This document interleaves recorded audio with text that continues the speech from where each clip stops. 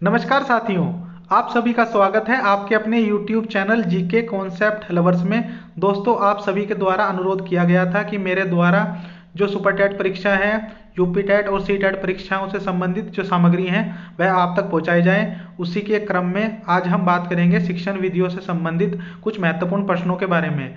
शिक्षण विधियों से संबंधित मेरी जो वीडियोज़ हैं, अगर वह आपने अभी तक नहीं देखी हैं तो आप डिस्क्रिप्शन में दिए गए लिंक के माध्यम से उनको देख सकते हैं।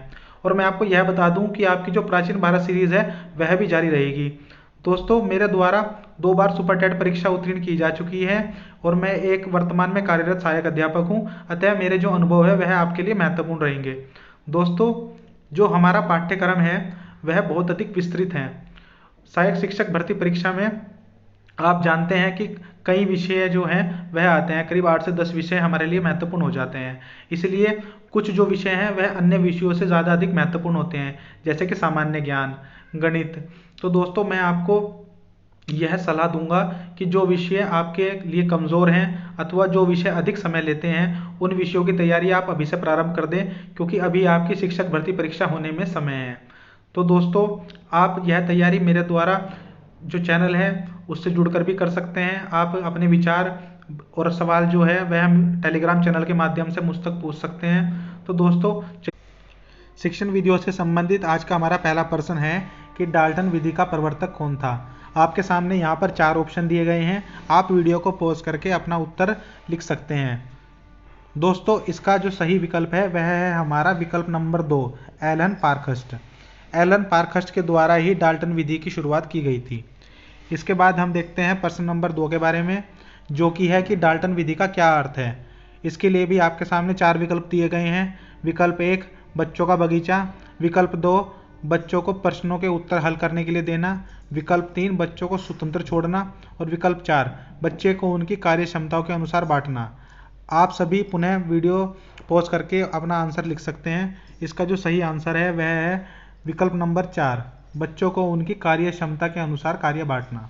दोस्तों, डाल्टन विधि में हम बच्चों को उनकी कार्य क्षमताओं के अनुसार कार्य बांटते हैं और बालकों पर समय सारणी और परीक्षा का कोई भी बंधन डाल्टन विधि में नहीं रहता है।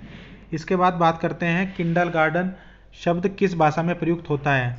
आपके विकल्प हैं अंग्रेजी भाषा में, जर्मन भाषा में, फ्रेंच भाषा में या स्पेनिश भाषा में। दोस्तों, इसका जो आपका सही विकल्प होगा वह होगा हमारा विकल्प 2, जर्मन भाषा में। यह जो किंडरगार्टन शब्द है यह जर्मन भाषा का शब्द है। दोस्तों, किंडरगार्टन का अर्थ होता है एक तरीके से बच्चों का बगीचा। इस विधि में क्या करते हैं कि बच्चों को एक तरीके से बगीचे जैसा वातावरण दिया जाता है जिसमें बच्चे जो हैं वह खेल खेल में सीखते हैं। आपके सामने जो अगला प्रश्न है उसमें किंडरगार्टन पद्धति में क्या होता है इसके विषय में पूछा गया है। आपके सामने 4 विकल्प दिए गए हैं, आप इन विकल्पों को आराम से पढ़िए और अपना उत्तर दीजिए। जो सही उत्तर है वह रहेगा आपका विकल्प नंबर 1, बच्चों को खेलों, गीतों, उपहारों के माध्यम से शिक्षा दी जाती है। दोस्तों, किंडरगार्टन विधि में जो बच्चे हैं उनको स्वतंत्र छोड़कर एक तरीके से वह खेल खेल में ही जो ज्ञान है वह प्राप्त करते हैं। इसके बाद हम बात करते हैं हमारे अगले प्रश्न के बारे में, जो कि है कि पर्यटन विधि में पर्यटन को कितने भागों में बांटा गया है।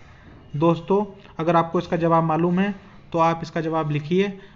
इसका जो जवाब होगा वह होगा 3। दोस्तों, पर्यटन विधि में पर्यटन को 3 भागों में बांटा गया है। ये 3 प्रकार कौन कौन से हैं। इसका पहला प्रकार है लघु पर्यटन, जिसमें पर्यटन विद्यालय के परिसर के अंदर ही किया जाता है। इसके बाद आता है हमारा सामान्य पर्यटन, जो कि एक तरीके से क्षेत्रीय पर्यटन होता है। इसके बाद हमारा जो तीसरा प्रकार पर्यटन का है वह है हमारा विस्तृत क्षेत्रीय पर्यटन, जिसमें हम बच्चों को विद्यालय परिसर से काफ़ी दूर के क्षेत्र में घुमाकर लाते हैं। इस प्रश्न के बाद आइए चलते हैं अगले प्रश्न की ओर, जो कि है विज्ञान शिक्षण में सर्वाधिक उपयोग किस शिक्षण विधि का है। दोस्तों, आपके सामने 4 विकल्प हैं, प्रश्नोत्तरी विधि, वाद विवाद विधि, अनुसंधान विधि या प्रोजेक्ट विधि। जब हमने इससे पिछले वीडियोस में भी चर्चा की थी कि विज्ञान शिक्षण में जो सबसे अधिक उपयोग होता है वह होता है हमारा अनुसंधान विधि का। इस विधि के बारे में मैंने आपको बताया था कि यह विधि जो छोटी कक्षाओं के बच्चे हैं उनके लिए बहुत अधिक उपयोगी नहीं है, परंतु बड़ी कक्षाओं में इसका जो उपयोग है वह बहुत अधिक महत्वपूर्ण है। और आप देख सकते हैं कि विज्ञान शिक्षण में इसका जो उपयोग है वह सर्वाधिक महत्वपूर्ण है। इसके बाद बात करते हैं हमारे अगले सवाल की ओर, जिसमें पूछा गया है कि अन्वेषण विधि या ह्यूरिस्टिक मेथड का क्या अर्थ है। इसमें भी आपके सामने 4 विकल्प दिए गए हैं।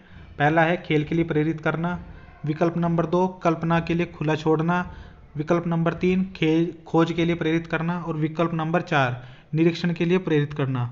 दोस्तों, आप पुनः वीडियो को पॉज करके अपना उत्तर जो है वह सोच सकते हैं। इसका जो सही उत्तर रहेगा वह रहेगा आपका विकल्प नंबर 3 खोज के लिए प्रेरित करना। यहाँ पर आप देख सकते हैं दोस्तों, ह्यूरिस्टिक या अन्वेषण विधि के जो संस्थापक थे वह आर्मस्ट्रॉन्ग जी थे। और इस विधि में क्या होता है कि हम बालक को खोज करने की स्थिति में रखकर बिना किसी विशेष निर्देशन के उन्हें स्वयं खोज या नवीन ज्ञान अर्जित करने का अवसर देते हैं। इसके बाद आते हैं हमारे अगले प्रश्न की ओर। उदाहरण विधि में उदाहरण कितने प्रकार के होते हैं। आपके सामने 4 विकल्प दिए गए हैं। इसका जो सही आंसर होगा वह होगा विकल्प नंबर 1 यानी कि 2। उदाहरण विधि में उदाहरण 2 प्रकार के होते हैं। एक उदाहरण होता है आपका मौखिक उदाहरण और दूसरा उदाहरण आपका लिखित उदाहरण होता है। दोस्तों, इस बात को भी आपको याद रखना है। इसके बाद आइए चलते हैं अगले प्रश्न की ओर, जिसमें हम देखते हैं कि प्रश्नोत्तर विधि के कितने सोपान हैं। इसमें भी आपको 4 विकल्प दिए गए हैं। जो आपका सही उत्तर होगा वह होगा विकल्प नंबर 2 यानी कि 3 सोपान। प्रश्नोत्तरी विधि के 3 सोपान हैं, जिसमें पहला सोपान है प्रश्नों को विस्तृत रूप में निर्मित करना, दूसरा सोपान है प्रश्नों को समुचित रूप से छात्रों के सामने रखना और तीसरा जो सोपान आता है वह है छात्रों के माध्यम से उनमें संबंध स्थापित करते हुए नवीन ज्ञान देना। तो दोस्तों, 3 सोपान मैंने अभी आपको बताए। पहला जो है वह है प्रश्न का निर्माण करना, दूसरा है उसे बच्चों को देना और तीसरा जो सोपान है वह है उसके आधार पर एक तरीके से छात्रों को नवीन ज्ञान देना। तो दोस्तों, इसके बाद बात करते हैं हमारे अगले प्रश्न की ओर, जो कि है विवरण विधि का क्या अर्थ है। इसमें आपके सामने 4 उत्तर दिए गए हैं। इसमें से जो कि आपका सही आंसर है वह है कि घटनाओं का क्रमबद्ध विवरण। आपके सामने विकल्प 3 जो है वह एकदम सही है। दोस्तों, विवरण विधि में हम क्या करते हैं कि घटनाओं को क्रमबद्ध तरीके से छात्रों के सामने प्रस्तुत करते हैं, जिससे छात्रों के दिमाग में एक मानसिक चित्र बन जाता है। इसके अलावा घटनाओं का विस्तृत विवरण हम वर्णन विधि के अंतर्गत करते हैं, जिसमें जो अध्यापक होता है वह बहुत अधिक मेहनत के साथ किसी भी घटना के हर पहलू को छात्रों के सामने रखता है। दोस्तों, इसके बाद हमारा जो अगला सवाल आता है वह है वाद विवाद विधि की खोज किसने की थी। यह भी आपके लिए एक इम्पोर्टेंट प्रश्न है। अगर आप इसका आंसर जानते हैं तो आप इसका आंसर बताइए कमेंट बॉक्स में, परंतु मैं आपको इसका आंसर बताता हूँ। इसका जो आंसर है वह है हमारा विकल्प नंबर 1। 1929 में हेनरी ओवर स्ट्रीट ने वाद विवाद विधि की खोज की थी। दोस्तों, आपको यह वीडियो पसंद आया हो तो इसे लाइक करिए, शेयर करिए।